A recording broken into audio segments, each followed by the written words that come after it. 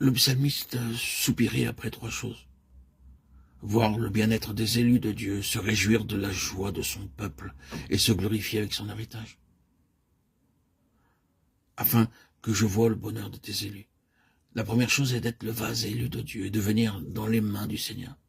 Et ceci exige notre consentement.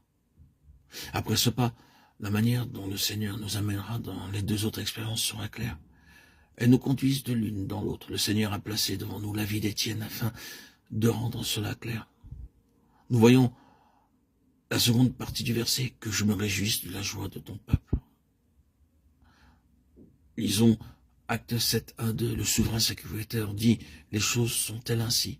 Étienne répondit, homme, frère et père, écoutez, le Dieu de gloire apparut à notre père Abraham lorsqu'il était en Mésopotamie avant qu'il s'établît à Haran.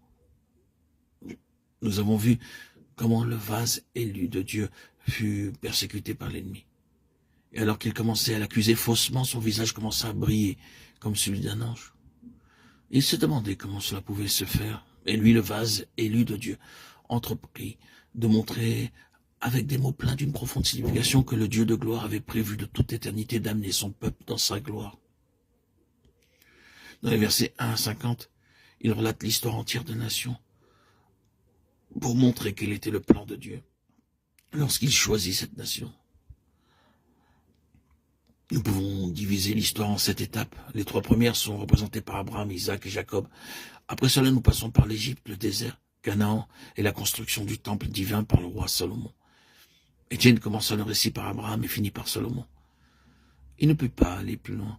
Ses accusateurs étaient très en colère contre lui. Il avait dit tout ce qui était nécessaire.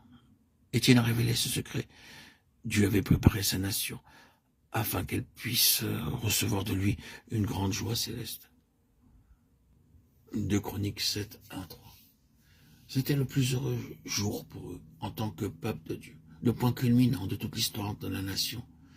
Quand la construction du temple fut achevée selon le plan céleste donné par Dieu, le feu descendit et consuma le sacrifice, et la gloire de Dieu remplit tout le temple.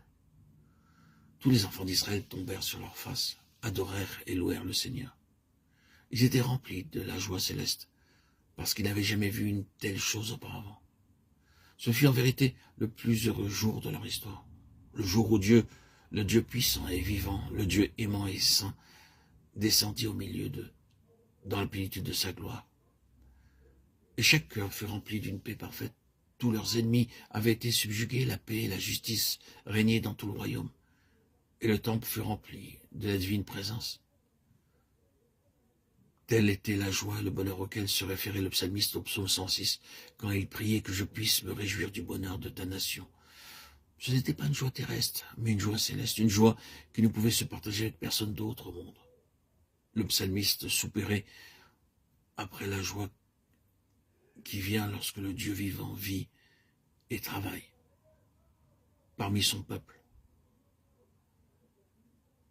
Comment arrivèrent-ils à cette situation? Premièrement, Dieu choisit Abraham et par lui Isaac et Jacob.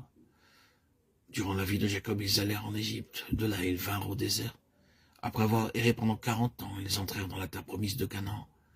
Même dans la terre promise, ils passèrent de nombreuses années à attendre et à souffrir, mais à la fin, dans le temple, ils virent l'accomplissement du plan de Dieu, lorsqu'il remplit sa maison de sa gloire.